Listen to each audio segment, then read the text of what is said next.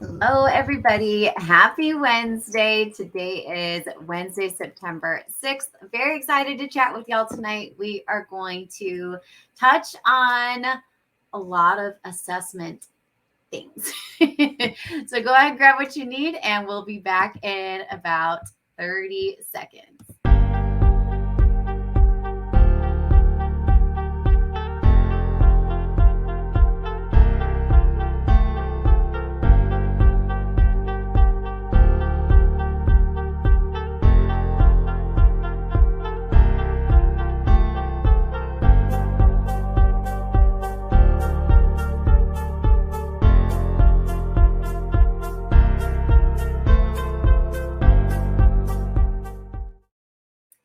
All right. So by now, all of us, I believe all of us, are now back with students, which is really exciting. But again, it's still the beginning of the year. It's still like all of those mixes of emotions, like the excitement, the nervous energy, all of it. And our kids are feeling it too. So we're all together in this in this work. Before we really get started into our topic for tonight, which is assessment, I did want to share, because I always like to share books that I'm reading. So I just got this one, and it's called Make Teaching Sustainable, and like the little subtitle is 6 Shifts That Teachers Want and Students Need. So I've just started this book, but I love it so far. But when it, like, the title hit me like a ton of bricks, because how many of us are walking around already like, this is not sustainable. My schedule is not sustainable. My workload is not. So I'm excited to kind of go deeper into this book. I'm really excited. So this is Paul Emerick France, and this is an ASCD book. So I just grabbed it on Amazon. So again, I'm excited to go deeper in it and learn from it. And then I'm also going to share this. So like, I know Rachel and I were on a few weeks ago, we were talking about like our favorite school supplies. And I didn't mention these little things, like the little tabs, like the little mini, they're almost like Post-its, but like, you can use them for marking like a book. I can't find these ones anywhere. And I'm like really specifically looking for these ones because I love the colors, and I love that they're kind of transparent. Like you can kind of see through them. So I'm on the hunt. But I like the colors and I like the patterns on them. So I need to, and one of y'all's gonna be like, I found them on Amazon. I need to like sit down and order a whole bunch of those because I use them so much. Yeah, anyway, you guys know me. I kind of go off little down little rabbit holes sometimes. But I'm really excited to talk with y'all. So earlier this week, yesterday, I was working with the Ames Network. We had a really cool event with Tracy Fuentes and Becky Rupnick. And I was talking to different educators and leaders about assessment and like really looking at like access scores and things like that. And I sat down with one team, and we had a whole bunch of different conversations. But the idea of assessment, I think that like if we were to give ourselves our own little scale of like, how do you feel about assessment? I haven't met very many educators that are like, yes, it's my passion. Like, I love it. We need more of it.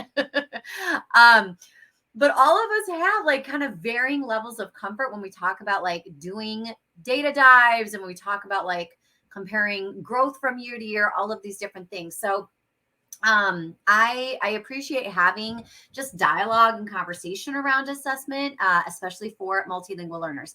So I want to start first by acknowledging that multilingual students are often some of the most overly assessed students in our schoolhouses, like truly, because not only are they taking all of their content assessments, they're taking all of their like benchmarking, just like everybody else.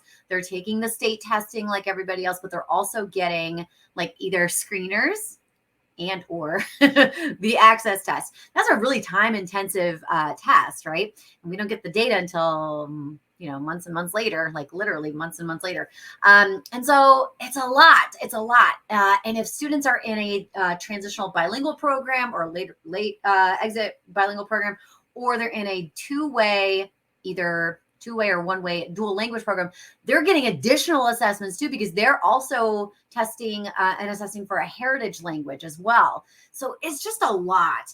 And so sometimes like I get really anxious and really worried because people will come to me and say, hey, Carly, like, what do you have for progress monitoring for language? And I'm like,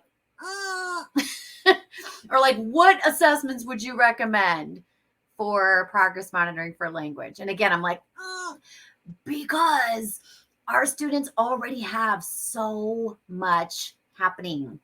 They're assessed all the time, all of the time. And I'm not even talking about like the big tests, like the state level assessments or even the district level benchmarking. We have so much data already. We need to be like really strategic and mindful about how we're utilizing what students are already producing and expressing. And let's use that and kind of maximize those things. I do want to share a few resources because again, I love books. I love professional reading. So this is Dr. Dave Schmidt's book. Dave Schmidt is like the nicest human being you could possibly meet on the face of this earth. But I love this book because, and this one's not like centered on multilingual data and assessment, but this one is called Making Assessment Work. And I love this. It says for educators who hate data but love kids. I'm like, that's me. It's me, Dave. But I really, really love this. And it's like, some books like you're like, oh, like they take so long to get through. Not this one. Like this one reads very nicely. It's like a very approachable book. So even if you're like, Carly, data is not my thing or assessment is not my thing, you'll like this one. And then the other one I'll recommend is like a 2-in-1 special because Margot Gottlieb has this book and I really love it and appreciate it because I haven't seen too many books that are like hitting on multilingual data and assessment. So this one is great. So she's got, this one is the Handbook for School and District Leaders. So this is like the pair to this one. So this one is designed for educators. So again, great to kind of go together. But I really like that Margot is kind of thinking about things like from that systemic lens. Like it's not just for one person in the schoolhouse, it's for everybody. So I appreciate that those kind of all fit together and go together. Okay. So when we were talking about progress monitoring, I sometimes get really anxious because people are hungry for additional assessments. We don't need new assessments. Again, knowing that our students have the busiest assessment calendar known to humankind, we need to stop. So if you are worried, or like, first I want to ask people, why do you feel the need to have everything progress monitored? Is it like the conditioning that we have been received? Like we have to be monitoring and tracking and collecting more and more and more and more. Like I want us to be mindful of like, why do you feel the need that we need to progress monitor this particular student or this entire student group? So that's like my first question. My second question is, my second question. My second point is that we don't need to purchase new programs or assessment tools. We don't need to. Authentic assessment comes from the work that students are already doing. And again, if we think about a student's instructional day, they are producing and expressing language in science, in math, in social studies, in drama, and PE, and visual art. Everywhere they go, they are expressing language and they are utilizing language for all of these different content areas. So what I would suggest is, if you are the EL teacher, if you are the TBE or dual language teacher, and you feel the need or the desire to collect more language samples, I would think of it as like, again, just like that, a language sample. I don't want you trying to create a whole brand new assessment. I don't want you to deliver a whole new assessment. Let's use what we got. So again, if I were to say, okay, on the 23rd of every month, I'm just going to put it in my Google Calendar so it actually gets done. I am off. If it's not on my calendar, I don't do it. So I have to program it into my calendar. Okay, on the 23rd of every month, I'm just going to do a little a linguistic snapshot. And I'm going to go into whatever platforms I have access to as the EL teacher. So if like the third grade teacher, if she has me shared on all of her Seesaw accounts, I can go in at any point and see what students are contributing in math and social studies and science and all of the things. If I am a middle school teacher, maybe I'm using like Google Classroom or Canvas or whatever, right? Could be a whole lot of different things. But I have access, and if you don't, you should talk to your teachers, to already like all of these different pieces that students are expressing. So I can just pull from those pieces and I can say, okay, so this is what a student submitted for science. Like they had to write a paragraph explaining, all of the steps that they used to do this problem or like solve or do this experiment. I'm going to take that and I'll take like the grade level content rubric that the teacher has, right? And I'll look at that and I'll see what kind of score they got. But now I can go ahead and overlay like a WIDA writing rubric. And now I can just use that same thing and use that as a language assessment. Done. That is like a little snapshot, right? So I want us to just, again, be really mindful of like what students are already producing and expressing, and let's just use that. So again, maybe it's once a month, maybe it's once every other month, and you're doing like a collection, you're doing like a speaking poll, right? So like a little capture from a Seesaw recording or a Flipgrid recording or whatever. And now I'm going to go ahead and save that. Maybe I pull it into like a Google folder or something like that. Now I have almost like a portfolio growing of that student and what they are expressing. You could also every other month or every month, however often you want to do this. I wouldn't do this all the time, truly. Is I would have a quick conference with the students and say like, this is where I placed you. Like, this is what, what I was hearing. How would you place yourself? Or like, what's a rating scale that you would use? How would you assess, your languaging in this moment? So again, it kind of keeps students thinking about like their expression. Maybe again, they're either written or oral language expression. So you can think about it that way too.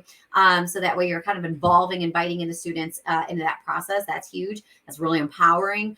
But again, I want us to just be super mindful because I think many of us have been conditioned into believing that we need additional assessments, and we don't. We don't. Our kids have so much testing already. And again, if we're just pulling in that type of way, that is such a more like authentic piece of data for me, right? Like that way I know that the content, right? That's the context. This is context embedded language. It's not just pulled in isolation just so that I can do this recording for Mrs. Spina, right? When I go to my EL class, right?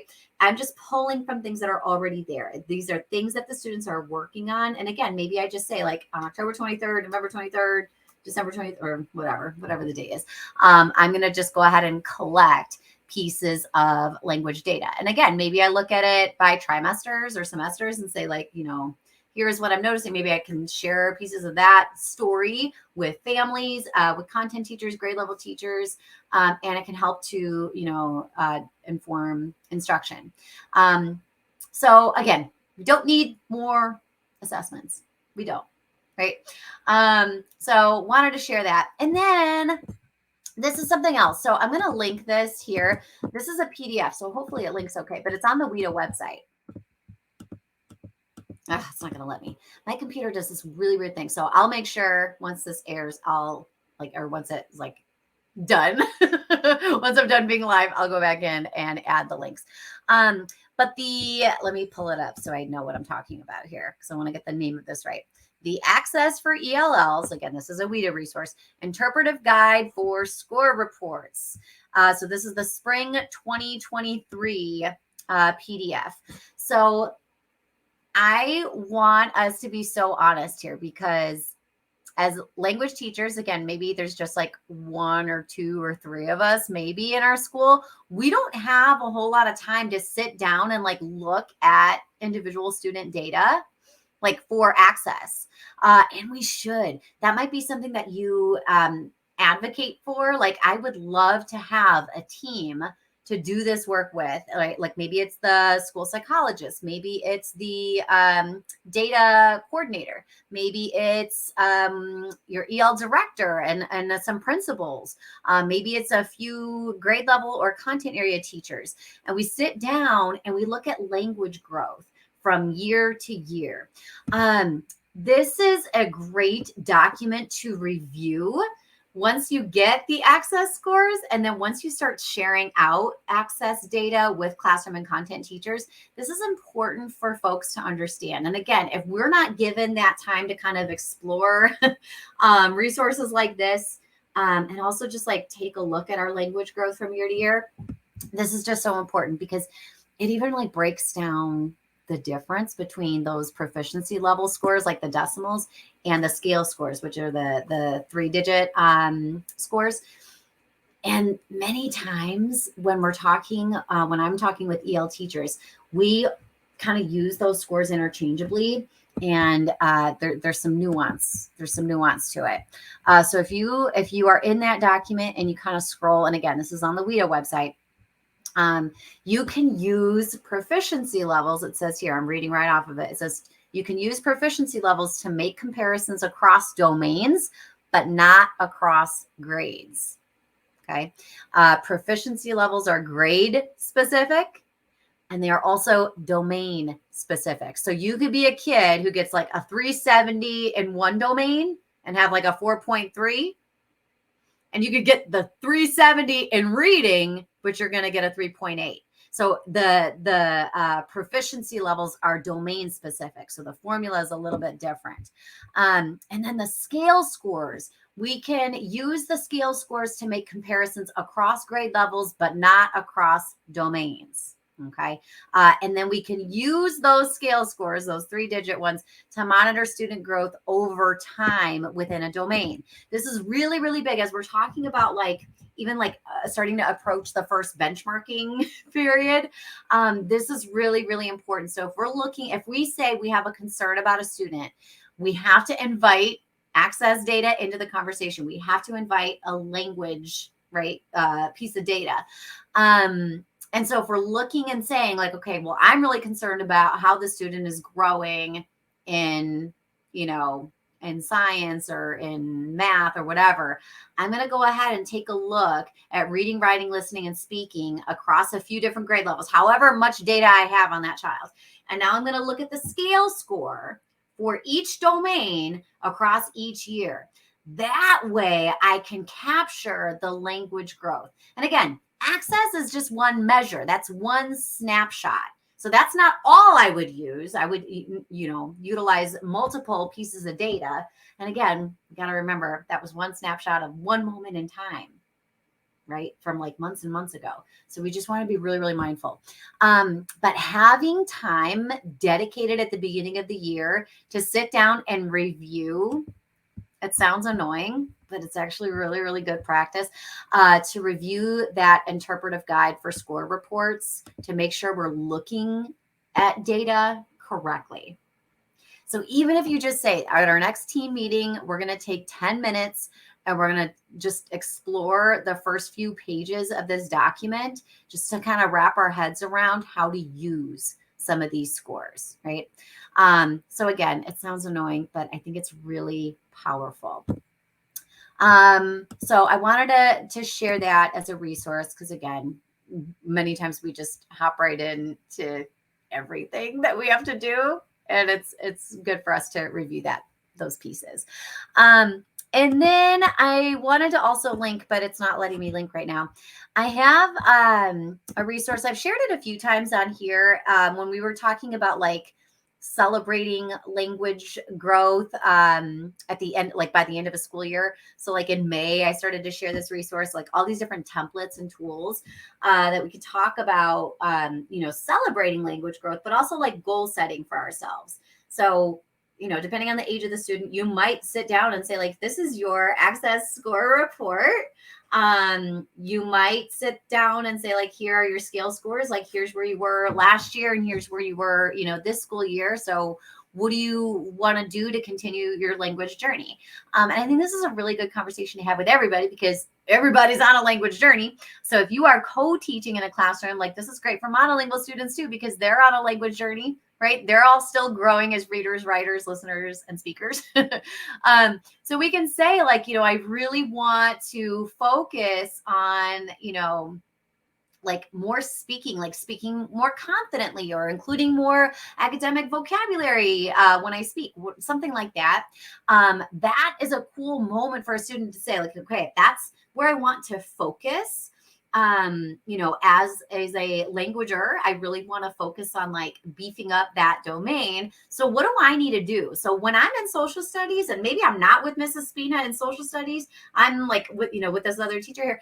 What do I need to make sure that I'm doing so that I can speak confidently about whatever our units are going to be about? And what are those like moves, like daily moves that I should be doing? Well, I want to make sure that I'm contributing to class discussion or to like group discussion, or I want to make sure that, I'm doing this or that, or maybe when I'm done in that class, like on my way to my next class, or maybe when I get to my next class, I'm going to make a brief 1 minute like reflection where I'm talking out loud about that lesson. So like, what are those small moves that are going to kind of pay out over time? And then the other big piece is saying, so that's what I need to do for myself as a kid. What do I need from teachers? What do I need my teachers to do? What are the conditions that I need in the classroom so that I can do those things? So this is a powerhouse move. So when we're talking about students who are like at middle school, junior high, and secondary, this is a really, really big conversation. I would say good for everybody, but like as students grow in their maturity, they're able to kind of think about, this kind of longer term planning. And what do I need from teachers? Like I need my teacher to give me breaks during like long chunks of speaking. Like if I'm just sitting there as a listener and the teacher is talking for 20 minutes of the class period or 30 minutes or more, I'm going to need the teacher to stop and pause so that I can dialogue with my peers. And then again, if I'm collecting this type of survey information from students, if I'm the EL teacher, then I'm going to have to go ahead and share that with the classroom and content teachers and say, listen, this student is really serious about beefing up this or that. Here are the conditions that this child has expressed, right? This is what they need in order to reach their goals. And then I'll wrap with these last two ideas. One is that whatever you get in terms of like, when you're collecting linguistic data on students, I want you to not fall into the trap into believing that students go down. And my colleague Gary Riskin once said to me, Carly, because I was so upset about certain data, and I was like, oh my gosh, like they went down. He goes, no, they didn't go down. This is one measure. This is one like snapshot of their overall experience, right? Like this is just one thing. You didn't unteach your kids. And I was like, okay. But that is still a phrase that I hold in my heart and in my mind because it really helped me calm down a little bit. Because again, we are conditioned into worrying so much about data. It's a lot. So I want us to all kind of acknowledge and reckon, like, you didn't unteach children. Like they're still growing. We can look for, other pieces. We might say like, why is this one data point looking this type of way? What was happening?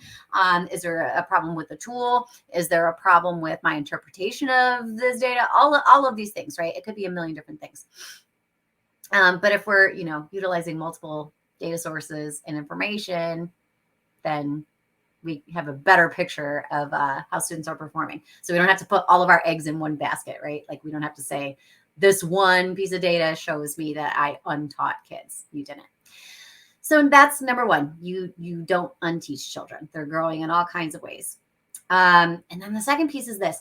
EL data, language data about individual students is not the EL teacher's data. It is school-wide data. Let me say that again. Your EL data, your access scores, that is school-wide data. Because if I'm the EL teacher and maybe I get to see, this group of students for like maybe an hour a day, or maybe, a few half hours a week, right? The language learning doesn't stop because we're not together. Those children are going into all of these different classrooms and they are languaging all day long about all these different content areas. It is not just my responsibility as the EL teacher to grow students in language. That's everybody's job.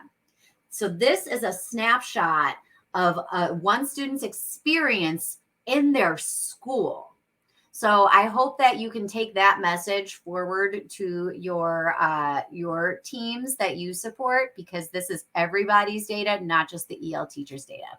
So yes, I will make sure that I link that WIDA interpretive guide for score reports.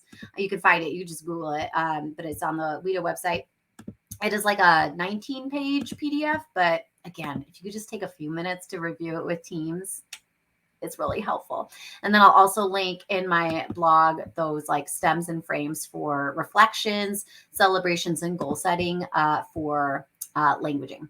So if you have thoughts, ideas, tools, questions, anything at all, you can leave it in the comments, or you can always reach out to me. You can see my Twitter handle is at the bottom of the page. So I'm always just a DM away, or you can email me, whatever, you can find us. But next week I will be on here with, I believe with Rachel. So lots of fun to come. But thank y'all for joining me so much for this Wednesday evening, our Wind Down Wednesday. Have a great rest of your week, and I'll talk to y'all soon.